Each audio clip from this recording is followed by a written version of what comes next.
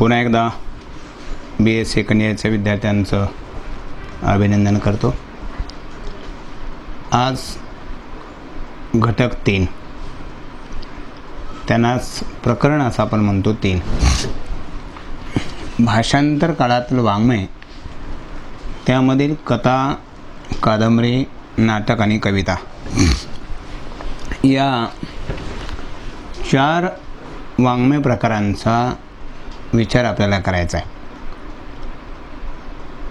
हे सर्व वाङ्मय प्रकार भाषांतर काळातील वाङ्मय प्रकार म्हणून प्रामुख्याने ओळखले जाताना आपल्याला दिसून येतात। तर भाषांतर काळातील या ललित वाङ्मयाचं काय स्वरूप आहे याचा जेव्हा आपण विचार करू तेव्हा आज कथा आणि कादंबरी या 2 घटकांचा विचार करायचा आहे आणि मग भाषांतर काळातला वाङ्मय प्रकार पूर्ण होईल। मित्रांनो, फार मोठं एक प्रकरण मराठी वाङ्मयाच्या जडणघडणीची सांस्कृतिक पार्श्वभूमी किंवा पूर्वावस्था याचा विचार आपण गेल्या 8-9 तासामध्ये केला। खरं तर खूप वेळ त्याच्यामध्ये गेला, पण आवश्यक होतंच। आणखीन काही बरीच प्रकरणं राहिलेली आहेत, त्याचा विचार आता आपण पुढे हळूहळू करू। त्याच्यातले 3रा घटक, त्या घटकामध्ये कथा आणि कादंबरी याचा विचार आपल्याला करायचा आहे। आधुनिक साहित्याचा प्रारंभ इंग्रजी साहित्यापासून मिळालेल्या प्रेरणेतून झालेला आपल्याला दिसून येईल। मराठी साहित्य हे खऱ्या अर्थानं आपलं संपूर्ण वाङ्मय हे पद्यमय होतं आहे, काव्यमय होतं। महानुभाव साहित्य आणि बखर वाङ्मयामध्ये आपल्याला गद्य आणि पद्य मिश्रित सापडतं, परंतु शुद्ध अशा प्रकारचं गद्य वाङ्मय भारतीय साहित्यामध्ये महाराष्ट्रात तरी सापडत नाही। म्हणून मराठी गद्याचा पाया इंग्रजी वाङ्मयाने घातला आणि त्यातल्या त्यात जे निबंध वाङ्मय आहे त्या निबंध वाङ्मयाने वैचारिक साहित्याचा पाया खऱ्या अर्थानं घातला आणि त्याच्यातून मराठी गद्य विकसित झालेलं आहे। पण ते गद्य विकसित होण्याच्या पूर्वी इथं त्या गद्याची सुरुवात झालेली आपल्याला दिसत आहे। मग कथा, कादंबरी, नाटक, निबंध, कविता हे वाङ्मय प्रकार 150 वर्षामध्ये कविता सोडून विकसित आपल्या इथं झाले नव्हते, ते अलीकडे झाले। मुद्रणालय स्थापनेच्या नंतर हे वाङ्मय प्रकार जन्माला आले। म्हणून मराठी वाङ्मय पद्यमय, त्यामध्ये निबंध, कादंबरी, नाटक आढळत नाही। भारतामध्ये ब्रिटिशांची सत्ता आल्याच्या नंतर, इंग्रजाचं राज्य आल्याच्या नंतर आणि इंग्रजी वाङ्मयाचा परिचय झाल्याच्या नंतर नवीन वाङ्मय प्रकार मराठीमध्ये हे रूढ होऊ लागलेले आहेत। म्हणून सर्व वाङ्मय प्रकारांचा इतिहास जवळपास 201 वर्षाचा आहे। ज्या काळामध्ये वाङ्मयाचा आरंभ झाला त्या काळालाच आपण अव्वल इंग्रजी कालखंड म्हणून ओळखतो, त्यालाच आपण भाषांतरित युग म्हणून ओळखतो किंवा भाषांतर कालखंडालाच आपण अव्वल इंग्रजी कालखंड असेही म्हणतो। या काळामध्ये मुद्रणालयाचा जन्म झाला, कोशांची, मराठी कोशांची निर्मिती झाली, व्याकरणाच्या ग्रंथांची निर्मिती झाली, शालेय पुस्तकं बोध आणि मनोरंजनाच्या हेतून लिहिली गेली, वृत्तपत्र या काळामध्येच निघालेली आहेत आणि नियतकालिकांचा आरंभसुद्धा झाला। या घटना मराठी वाङ्मयाच्या दृष्टीनं वाढ होण्यास अत्यंत पोषक ठरलेल्या आहेत आणि म्हणून या घटनांना महत्त्व आहे। आज मराठी वाङ्मयामध्ये जवळजवळ 1000 वर्षाची परंपरा आहे। 1000 वर्षामध्ये विविध विपुल वाङ्मय निर्मिती झालेली आपल्याला दिसेल। त्याच्यामध्ये प्राचीन वाङ्मय 800 ते 850-900 वर्षांचा आपल्याला दिसेल। मराठी भाषा आणि साहित्य याच्यामुळे समृद्ध झाला आणि मराठी वाङ्मयाच्या विकासाचा कालानुक्रमाचा जर मागोवा आपण घेणं फार अवघड आहे। खरं तर आपल्या अभ्यासक्रमामध्ये सुद्धा कालानुक्रमाचं फार रचना काही बरोबर झालेली नाही। ही खालीवर झालेली रचना आहे, कालानुक्रम बरोबर लागलेला नाही। आता मी जे जातो आहे तो कालानुक्रमाने आपण बघत आहोत। प्रकरणवाईज आणि कालानुक्रमण या दोघांचा मेळ घालून आपल्याला बघायचा आहे। म्हणून मराठी वाङ्मयाच्या विकासाचा कालानुक्रमाचा मागोवा घेणं हे जरी अवघड असलं तरी या सर्व वाङ्मय स्वरूपाचा अभ्यास समजून घेण्यासाठी या काळातील सर्व क्षेत्रातील उलाढाल लक्षात घेतली पाहिजे। कारण या घटनाच मराठी साहित्यावर परिणाम केलेले आपल्याला दिसून येतील आणि याच्यावरून समाजाच्या स्थितिगतीचा, वाङ्मय जीवनावर, वाङ्मय निर्मितीवर, वाङ्मयीन घटनेवर काय परिणाम झाला? परिणाम होणं तर अपरिहार्य होतच असतंच, परिणाम होतच असतो. म्हणून तत्कालीन परिस्थितीच्या पार्श्वभूमीवर विशिष्ट काळातील वाङ्मयाचं आकलन, वाङ्मयाचं मूल्यमापन अधिक योग्य होऊ शकतं आणि म्हणून गद्य आणि पद्य या दोन भागामध्ये आपल्याला विभागणी या काळामध्ये करता येईल.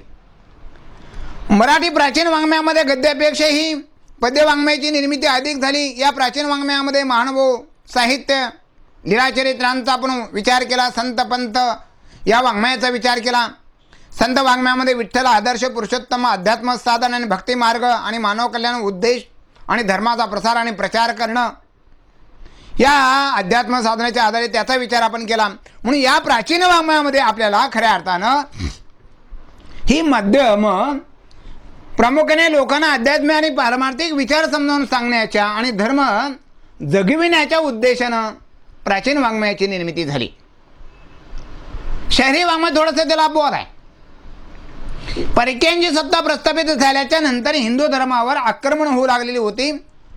याच काळामध्ये मुस्लिम धर्मांचं वर्चस्व वाढलेलं होतं. अशा काळामध्ये आपल्या अज्ञानी लोकांना खरा धर्म समजावून सांगणं आणि त्याचबरोबर ज्ञानेश्वरापासून एकनाथ आणि त्या रचना समजावून सांगण्यासाठी केल्या आणि हा प्रवास ज्ञानेश्वर ते एकनाथापर्यंत झाला. आणि म्हणून ज्ञानदेव रचिला पाया तुका झालेशी कळस असं बहिणाबाई म्हणते.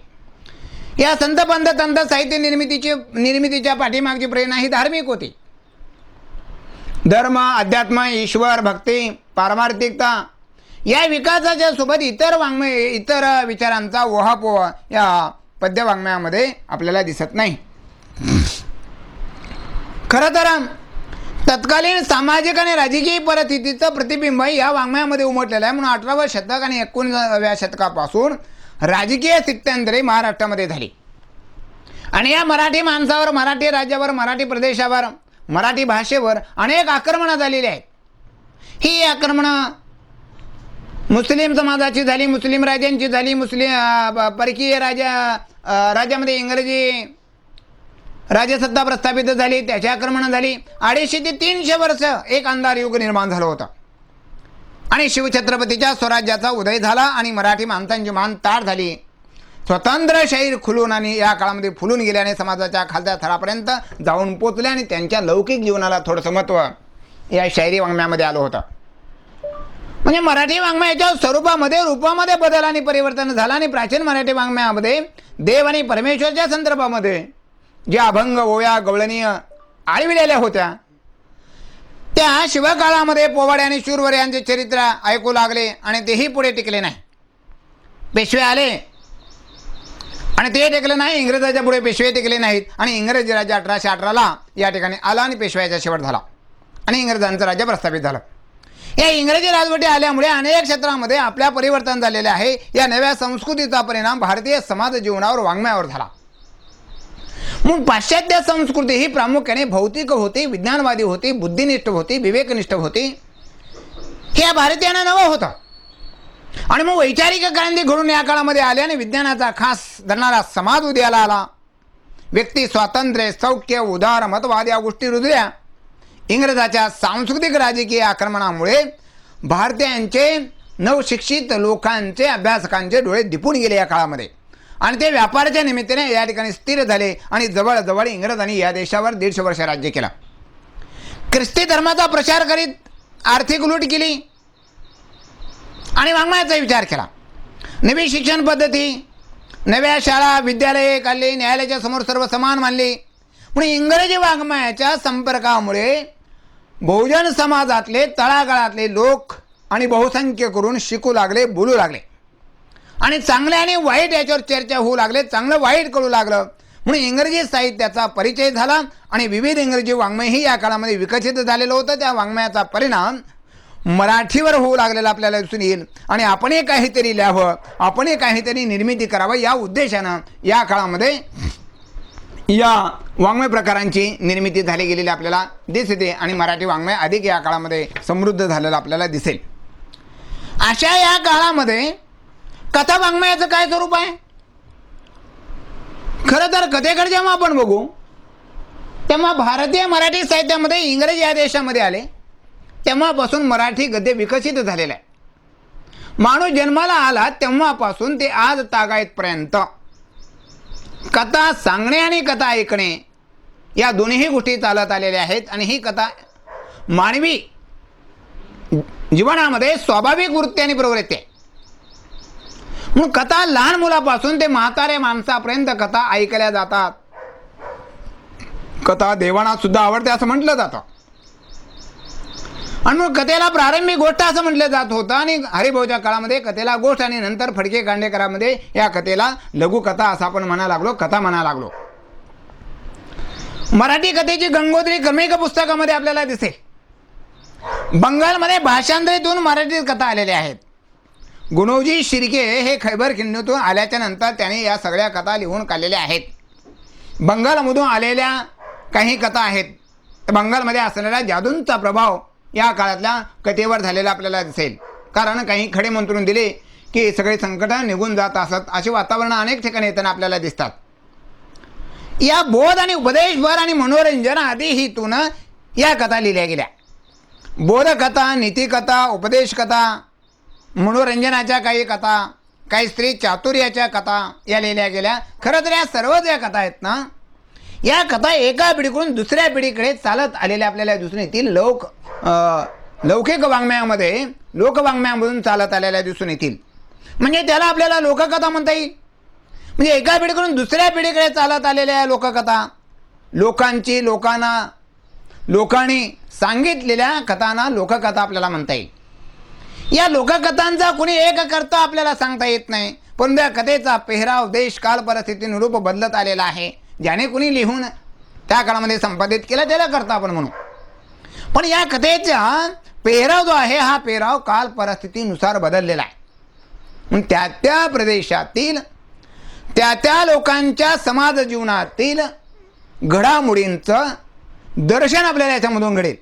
आणि मग तिथलं राहणीमान असेल, पोशाख असेल, समाज जीवन असेल, रीतिरिवाज असतील, लोकांचं वर्तन असेल, राहणीमान असेल, नीतिमत्ता असेल, या सगळ्या व्यक्तिरेखाच्या अंतर्बाह्य व्यक्तिमत्वावर परिणाम झालेला आपल्याला दिसतो आहे किंवा त्या व्यक्तिचित्रामधून ते आपल्याला अनुभवायला मिळतं.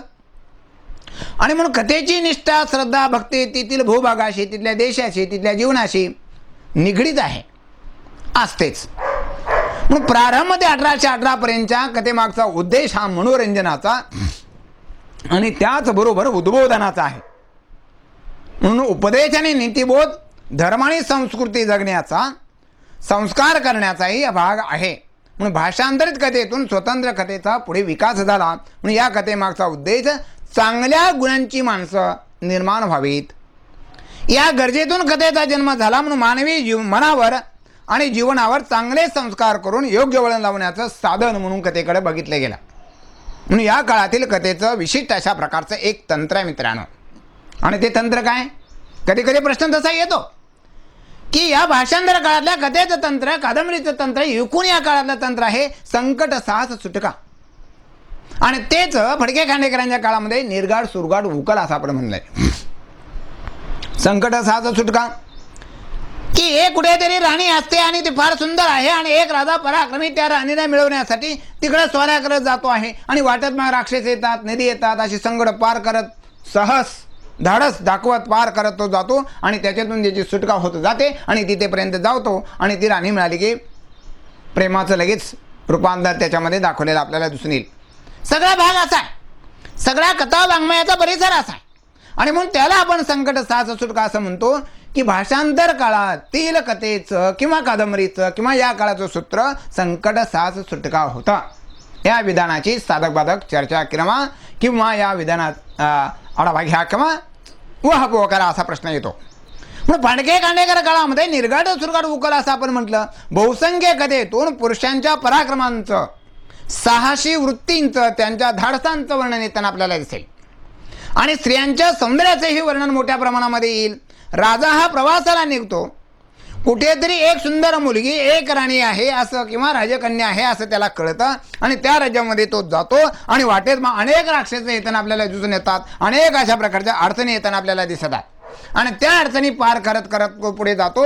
जादूचा प्रदेश येतो, कुणी एखादा साधू कुठेतरी भेटतो, त्याला मंत्र देतो आणि मग त्या मंत्राचे खडे तो टाकत पुढे जातो आणि कधी कधी पराक्रम दाखवून राज्याची राजकुमारीची त्या काळात सुटका होते. अनेक संकटे येतात, अनेक संकटातून ती राणी आणि हा राजा वाचतात आणि बाकी सगळे मरतात. पण या दोघांना काहीच होत नाही असं आहे. आणि म्हणून ही राणी आणि राजकन्या या राजकुमाराची जणू तिथं वाट बघत बसलेली असते असंही अनेक ठिकाणी आपल्याला दिसेल. आणि दोघांची भेट झाली की झालं की प्रेम लग्न होतं आणि कल्पना मनोरंजनाचा इथं प्रचंड विलास होताना आपल्याला दिसून येईल की आपण कल्पना करू शकत नाही. योगायोग तर अनेकतेमध्ये आपल्याला दिसेल. आणि म्हणून आणखीन याच्याबरोबरच या शृंगाराच्या बरोबर, या सौंदर्याच्या बरोबर, या मनोरंजनाच्या बरोबर, प्रेमांच्या बरोबरच आणखीन काही बोधाच्या, स्त्री चातुर्याच्या, नीतीच्या, उपदेशवर कथा या काळामध्ये साखळ पद्धतीने सांगितल्या आहेत. म्हणल्या तर कथा स्वतंत्रही आहेत आणि साखळी पद्धतीने एक दीर्घ कथाही आपल्याला दिसून येईल. परंतु एक सूत्र मात्र आहे, कुणी ना कुणी कुणाला तरी कथा सांगते आणि त्या कथा कुणीतरी समोर बसून ऐकत आहेत, ऐकल्या जातात. या कथामध्ये सांगेन चार गोष्टी युक्तीच्या अशा प्रकारच्या आहेत. म्हणून प्रचंड कल्पना विलास, मनोरंजन आणि क्षीण अशा प्रकारचा बोध उपदेश येताना आपल्याला दिसतो आहे. हा क्षीण अशा प्रकारचा उपदेश काही कथेमध्ये येताना आपल्याला दिसेल. एक उदाहरण फक्त या ठिकाणी देतो की दळ नावाची कथा आहे आणि त्या दळ नावाच्या कथेमध्ये एक शिक्षक वर्गामध्ये शिकवतो आहे आणि शिकवत असताना एक मुलगा फार सुंदर आहे आणि ते मुलगा सुंदर असल्या कारणामुळे या मुलाची आई किती सुंदर असेल अशी मनात त्याच्या येतं एका दिवशी. आणि मग तो असं निरोप देतो मुलाला की तुझ्या आईला विचारलं म्हणून सांग, तुझ्या आईला विचारलं म्हणून सांग. एकदा दोनदा तीनदा असं होतं आणि तो मुलगा आईला सांगतो. मग आईच्या लक्षामध्ये येतं आणि एके दिवशी आई हे तुझ्या मास्तरला या म्हणते. हा मास्तर मग जुन्या काळातला जातो आणि गेल्याच्या नंतर मग ती बाई काय करते का म्हातारीला आपल्या घरामध्ये घेते, मोठं एक दळण, त्या दळण घेऊन जात्यावर जवळ ठेवते आणि म्हणते तुम्ही असं करा, आता म्हातारी काय जात नाही, लवकरी साडी नेसा आणि कोणीतरी बाई दळण दळू लागलेले असं म्हणता येईल, बसा दळण दळत म्हणते. आणि हा रातभर दळण दळतो आहे आणि म्हाताऱ्याला ती बसून घेते आहे आणि सकाळ उठून लवकर मग हा निघून येतो. निघून आल्याच्या नंतर दुसऱ्या दिवशी वर्गावर जातो आणि प्रक्रिया बदलते आणि ती म्हणते मग आपल्या मुलांवर निरोप देते, गुरुजीला म्हणावं घरी या म्हणावं, नको रे बाबा आता टोपल्यावर दळण दळायला. म्हणजे ही स्त्री चातुर्याची असणारी कथा, स्त्री शीलाला दिलेलं महत्त्व आणि स्त्री चातुर्याची कथा आणि घडवलेली अद्दल अशा सगळ्या कथा या काळामध्ये येताना आपल्याला दिसून येतात. म्हणून अशा या कथा हतीमताई, पंचतंत्र, बेताळ पंचविशी, तोता मैना, बिरबल, बादशाह, राजा राणी या ग्रंथातून अशा प्रकारच्या कथा या काळामध्ये आल्या गेलेल्या आपल्याला दिसून येतील. मनोरंजनाच्या कथा आलेल्या आपल्याला दिसून येतील. कितीतरी कथा आपल्याला आता अशा बघता येतील. खरं तर भारतात प्राचीन कथा गोष्ट सांगण्याच्या पद्धतीतून एका पिढीकडून दुसऱ्या पिढीकडे चालत आलेल्या या कथा आहेत आणि मग त्याचा कोणी करता आपल्याला सांगता येत नाही. ज्या कोणी ऐकल्या आणि त्या लिहून काढल्या त्याच्या नावावर त्या दाखल झालेल्या आहेत. म्हणून या प्राचीन कथा रामायण, महाभारत, नवनाथ, पांडव प्रताप आदी साहित्य ग्रंथातून घेतल्या गेलेल्या आपल्याला दिसून येतील. याबरोबरच लीळाचरित्र, भास्कर भट्ट बोरीकर याच्यामध्ये कथा आलेल्या आहेत. मराठी आख्यान काव्यामध्ये कथा आलेल्या आहेत. रामायण महाभारतामध्ये कथा आलेल्या आहेत. सामान्य माणसापेक्षा राजा आणि राणी आणि परमेश्वर यांच्याच भोवती या काळातल्या कथा फिरताना आपल्याला दिसून येतात आणि सामान्य माणसाच्या सुखदुःखाच्या या कथा या काळामध्ये राहिलेल्या नाहीत. तसेच या कथा जादू, टोना, भूताखेतांच्याही आहेत. भोवतालच्या मानवी जीवनाचा स्पर्श या काळातल्या कथेला फार कमी झालेला आहे. सामान्य माणूस या कथेच्या केंद्रात आणि या काळामध्ये आलेला नाही, त्याचा स्पर्श सुद्धा झालेला नाही. म्हणून हा बदल हरिभाऊच्या काळामध्ये झालेला आहे. हरिभाऊ नारायण आपटे माणूस आणि त्यांचं जीवन, सुख आणि दुःख, भोवतालचं संकट आणि परिस्थिती याचा विषय हरिभाऊ नारायण आपटेच्या कथेमधून आलेला आपल्याला दिसून येईल. खरं ते मनोरंजनाची कथा गुजराने चालवली. विठ्ठल सीताराम गुजर यांनी चालवली आणि फणके खाणेकरांनी थोडा प्रांत पुढे नेलेला आहे. पण हरिभाऊ नारायण आपटे यांच्या कथेतून हा विषय समाज आणि त्यातलं जीवन आणि त्याचे प्रश्न आणि समस्या आलेल्या आपल्याला दिसून येतील. या काळातल्या या कथा सर्वणीय आणि वाचनीय झालेल्या आहेत आणि भोवतालच्या समाज जीवनाशी, तेथील माणसाच्या सुखदुःखाशी हरिभाऊची कथा समरस झाली. त्याची भाषांतर काळातल्या कथा तिथल्या समाज जीवनाशी, समस्याशी एकरूप समरस झालेल्या नाहीत. सामान्य माणूस हा हरिभाऊच्या कथेचा आत्मा आहे, हरिभाऊच्या कथेच्या केंद्रस्थानी आहे. पण या काळातल्या भाषांतर काळातल्या कथेमध्ये मात्र केंद्रस्थानी नाही. परंतु या कथा श्रवणीय आहेत, वाचनीय आहेत, ऐकीव आहेत. भोवतालच्या वातावरणाचा परिणाम मानवी जीवनावर कसा होतो हे टिपू लागलेले आहे. आणि माणसाच्या सुखदुःखाच्या कथा या काळामध्ये समरस थोड्याशा झाल्या, पण भाषांतर काळामध्ये झालेल्या नाहीत. म्हणून भाषांतर काळातल्या या सगळ्या कथा आपण बघितल्यावर अद्भुत, रम्य, अवास्तव, कल्पनारम्य, मनोरंजन, राजा राणी, अतिशोक्तीपूर्ण, जादूच्या प्रभावाखाली अशा सगळ्या भाषांतर काळातल्या कथा रमलेल्या आहेत. मनोरंजन करणे आणि जमलेच तर मग एखादा उपदेश करणं, या उपदेशामध्ये सुद्धा काही कथा आपल्याला सांगता येतील. त्याच्यातले आणखीन एक जाता फरक मी तुम्हाला कथा सांगतो. मनोरंजनाच्या माध्यमातून संस्कार करण्याचा थोडासा प्रयत्न झालेला आपल्याला दिसून येतो आहे. एक नवीन जुडी आहे लग्न झालेली, आणि आई लग्न झाल्यावर सल्ला देते की बाबा सासरी जाताना जरा लवून चुपून जा, लवून चुपू जा, लेजे मोजे न जा, म्हणजे जर झकपाक जा, म्हणजे स्वच्छ कपडे घालून स्वच्छ रुबाबामध्ये जा असं तिला म्हणायचं आहे. पण त्या शब्दाचा अर्थ त्याला नीट त्याने घेतलेला आहे. अन्वय अर्थ त्याच्याला योग्य अर्थ अर्थ घेतलेला नाही, आणि त्याने बाह्य अर्थ घेतला. आणि त्याने एका दिवशी मग तो जाऊ लागलेला आहे. सासरवाडीला जाताना आईनं सांगितलेले आहे लवून चुपून जा, आणि मग का शेंगाच्या रानातून असं मधल्या वाटेने जाऊ लागलेला आहे. आणि एक फाशा पडताना हरणाला फासा लावलेला आहे. हा वागतो लवतो, उभा राहतो, लवतो उभा राहतो, आणि पुढे जातो आहे. आता ते हरणं खाली येणं वाकल्यामुळे ते हरणं पळून जातात, ते पारदे याला धरतात, बडवतात. असं का करतो आहेस तो, या पद्धतीने का चाललाय? नाही, माझ्या आईनं सांगितलेलं आहे असं म्हणू नको. तर काय म्हण, असंच एक अडकू दे, असंच एक अडकू दे, हरणं जसं अडकावे तसं अडकू दे असं म्हणत जा. ठीक आहे, असंच एक अडकू दे, असंच एक अडकू दे असं म्हणून तो पुढे जातो आहे. आणि पुढे गेल्याच्या नंतर काही चिखलामध्ये गाड्या फसलेल्या आहेत, आणि ते धान्य घेऊन जाऊ लागलेले आहेत, आणि तिथून हात चाललेला आहे. असंच एक अडकू दे, असंच एक अडकू दे. तेही लोक धरतात आणि याला बदलून काढतात. असं का म्हणतो आहेस? आणि त्या भाषेपर्यंत सांगितलेलं आहे असं का, असं म्हणू नको. काय म्हणू मग? असंच एक निघू दे, असंच एक निघू दे म्हण. बरं ठीक आहे, तसंच म्हणतो मी, असंच एक निघू दे, असंच एक निघू दे म्हणून पुढे गेला. आणि पुढे एका गावामध्ये जवळ गेल्याच्या नंतर एक माणूस मेलेला आहे, आणि त्यातून मळे जाऊ लागलेले आहे, आणि हा तिथून चाललेला आहे. असंच एक निघू दे, असंच एक निघू दे, धर तिथे बदलून काढला. असं करत करत संध्याकाळी घरामध्ये जाऊन पोचतो, आणि घरामध्ये पोचल्याच्या नंतर दिवस मावळ्याला याला राहता मिळत. आणि फार थकून आपला सासरा, आपला जावई आलेला आहे, आपला नवरा आलेला आहे. तर सासू सुना दोघी म्हणून ह्याला जेवण वाढतात. बाजूला एक वांटरू बांधलेलं आहे म्हशीचं. हा वांटरूही खाते, हाही खातोय, भूक लागलेला असेल वाटतं, खातो, आणि संध्याकाळी जाऊन झोपतो. आणि झोपल्याच्या नंतर मग त्या काळामध्ये एका रूममध्ये कापूस आणून टाकलेला आहे, आणि एक पाकाचं गाडगं बांधलेलं होतं. आणि संध्याकाळी ते बायको ज्या रूममध्ये आहे तिकडं थोडंसं जायला हा बघतो आहे. जाताना त्या पाकाच्या गाडग्याला डोकं लागतं, सगळं पाक अंगावर सांडतो. ती पुसून काढावं म्हणतो, आणि पुसून काढावं म्हणून तो कापूस अंगाला पुसायला लागतो. सगळा अंगाला कापूस चिटकतो, आणि पलीकडे जाताना पाय पडतो सासूच्या पायावर. उठतात, आणि ते दोघीजण म्हणून याला बदलून काढतात, आणि नंतर मग बाहेर पळून जातो. अशा कथा नीट ऐकलेल्या नाहीत. किंवा त्या गाढवाचं लग्न, गाढवाची कथामध्ये ऐकावी तरी कोणाच्या नावाच्या कथामध्ये एक म्हातारं लेकरू आणि पोराला घेऊन त्या गाढव्याला घेऊन जाऊ लागलेलं आहे. अरे गाढवावर कोणी तर बसा असं कसं म्हणल्याच्या नंतर म्हातारं गाढवावर बस, पुढे जातात. अरे बापाला म्हातारा चालवतोस आणि तू मात्र वर बसतोस, हे कळते का तुला? लेकराला खाली सोडून. ठीक आहे, लेकराला बसवतो, म्हातारा खाली उतरतं. पुढे जातात, पुढे गेल्यावर म्हणतात काय बरोबर आहे का, म्हाताऱ्या माणसाला चालवत आहात तुम्ही आणि लेकराला बसू लागलेलं आहे, हे काही बरोबर नाही. मग दोघे गाढवावर बसून चालतात. दोघे चालू लागल्याच्या नंतर पुढे गेल्याच्या नंतर लोक काय म्हणतात, अरे गाढव मरेल ना रे. ऐकावं तर कोणाचं म्हणतात, ते गाढव तुटून नदीमध्ये नेऊन टाकताना आपल्याला दिसून येतात. अशा कितीतरी कथा ठरवून या कालखंडामध्ये लिहिल्या गेलेल्या आपल्याला दिसून येतील. थोडासा उपदेश दिसतो आहे. आणि ही भाषांतराची कथा या काळामध्ये थोडासा उपदेश जर आपण हा बाजूला केला तर सगळ्या मनोरंजनाच्या कथा आपल्याला दिसून येतील. आणि म्हणून हातीमताईमध्ये आलेल्या सगळ्या कथा अशा आहेत, विनोदाच्या आहेत. आणि हीच परंपरा गुजरानं पुढे चालवली. म्हणून मनोरंजन बोधन ठेवून कलाटणी देण्यासाठी या कथा या काळामध्ये लिहिल्या. कल्पनारंजनावर आधारित आपल्याला कथा दिसून येतात. म्हणून हरिभाऊची कथा पुढे खरं तर याच्यातून बाहेर खरं तर हरिभाऊची कथा अधिक विकसित झालेली आपल्याला दिसेल येईल. आणि हरिभाऊच्या कथेची आणि संस्काराची धार इथं प्रभावी व्हायला हवी होती, परंतु हरिभाऊ नंतर आल्यामुळं ते अधिक पुढे विकसित झाली.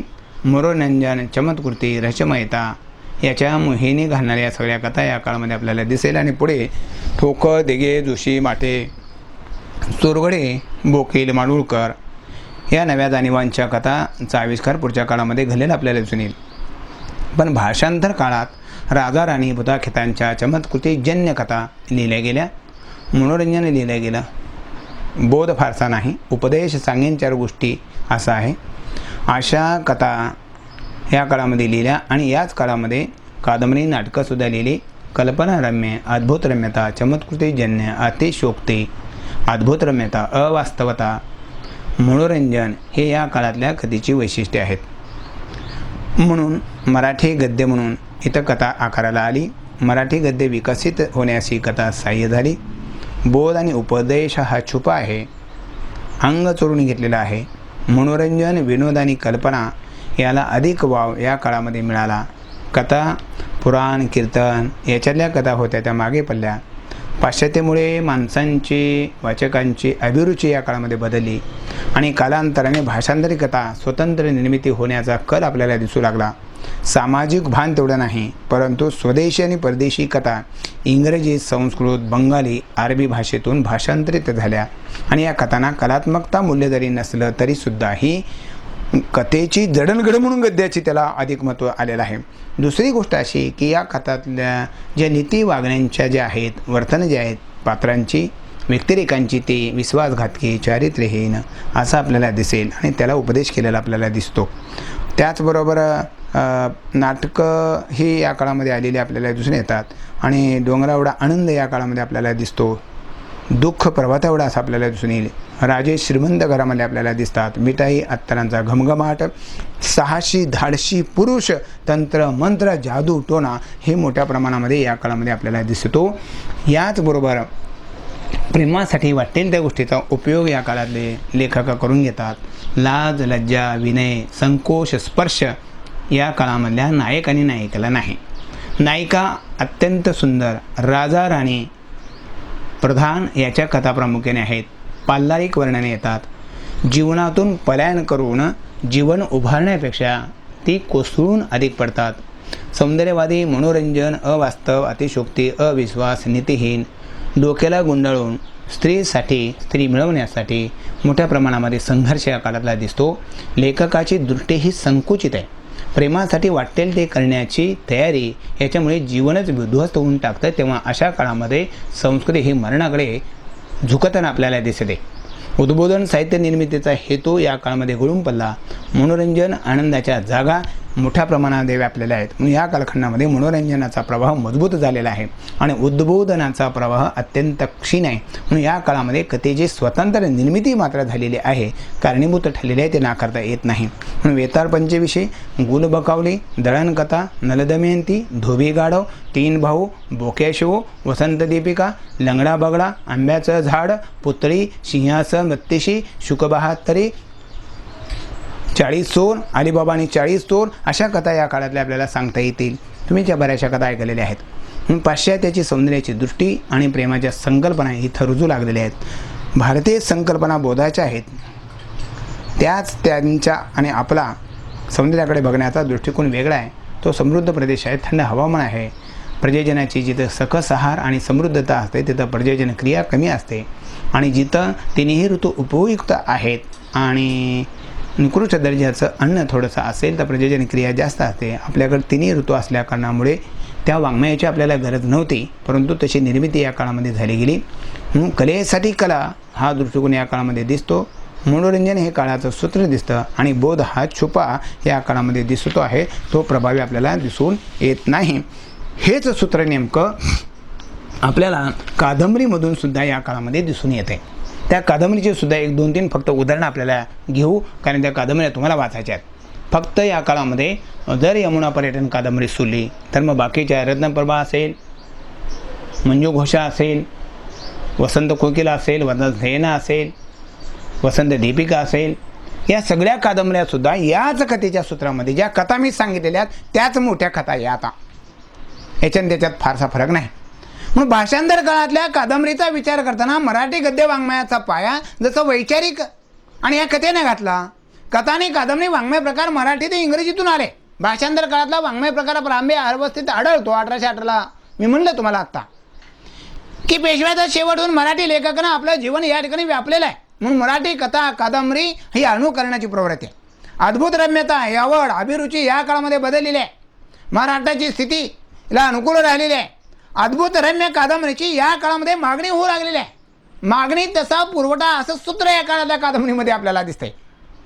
म्हणून त्या कालखंडातील समाजाची अभिरुची ओळखून कादंबरीतलं लेखन होऊ लागलेलं आहे.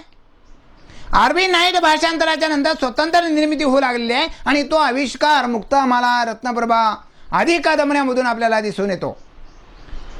दृश्य, व्यक्ती, अवास्तवता, वातावरण हे येऊ लागलेले आहे. कथेचा सूत्र ठसठशीत कथानकाचा आविष्कार व्यापक होऊन मोठा जीवनपट कथेपेक्षाही मुक्तामालामध्ये आलेला आहे. कथेवर एका जीवनाचा विचार केलेला असतो, एका घटनेवर आधारित असते. तर कादंबरीचं धमण्या मोठ्या असतात, कादंबरीचं जग मोठं असतं, विस्तार मोठा असतो. आणि म्हणून कादंबरीचा विस्तार या काळात मोठा आहे. या कालखंडातील यमुना पर्यटन आणि बळीबा पाटील या 2 कादंबऱ्या वगळून इतर सर्व बहुसंख्य कादंबऱ्या स्वप्नरंजन, अद्भुत रम्य, कल्पना विलास, अतिशोक्ती वर्णन यामध्ये आलेले आहेत. मग त्याच्यामध्ये रत्नप्रभा, मंजू घोषा, विश्वासराव, वसंत कोकिला, मंदाकिनी विलासनी, चंद्रकांत विचित्रपुरी, मित्र चंद्र, राजा मदन, हिरालाल या सगळ्या कादंबऱ्यातल्या कथा जर आपण बघितल्या तर या सगळ्या अद्भुत रम्य ऐतिहासिक अशा प्रकारच्या कथा आलेल्या आहेत. त्या ऐतिहासिक कादंबऱ्यामध्ये तर मोठ्या प्रमाणामध्ये आलेल्या आहेत. नायिका या काळामध्ये अत्यंत सुंदर आहेत. राजकुमार पराक्रमी आहे.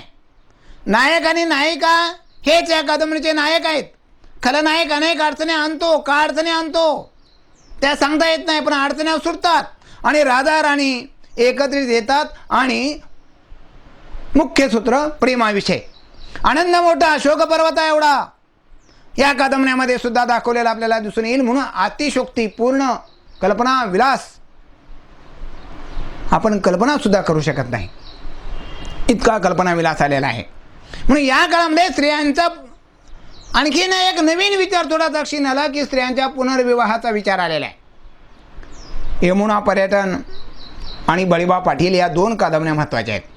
बळीबा पाटील कादंबरीमध्ये सर्वसामान्य शेतकऱ्यांच्या जीवनाचे प्रश्न त्यांनी त्या काळामध्ये मांडले. ते आधी चालत आलेले. खरं तर शेतकऱ्यावरची असणारी जी आपत्ती आहे ना, ही आपत्ती देशावरची आपत्ती आहे खऱ्या अर्थाने, ही समजून घेतली पाहिजे. फुल्यांनी त्याचं विश्लेषण फार चांगलं केलेलं आहे.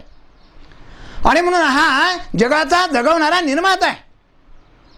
त्याच्यावर बळीबा पाटील कादंबरी लिहिली गेली. आणि यमुना पर्यटन मुलींचं वय, लोकमान्य टिळक आणि आग्रकरामध्ये जो वाद झाला 9 का 16 वर्षांचा, त्याच्यामध्ये त्या काळामध्ये मुलींचे लग्न लवकर झाल्या कारणामुळे आणि या स्त्रिया मुली वयात आल्यामुळे पुढे आणि ही म्हातारी मेल्या कारणामुळं मग या मुली वयात आल्यामुळे काही आवडेल त्या पुरुषांच्या बरोबर पळून गेल्या. त्यांचा काय दोष आहे? मग त्या कशा समस्या निर्माण झालेल्या आहेत? सामाजिक पुनर्विवाहाची त्यांना संधी जर दिली असती तर या समस्या उद्भवलेल्या नसत्या. या समस्याला इथली समाज व्यवस्था प्रामुख्याने कारणीभूत आहे.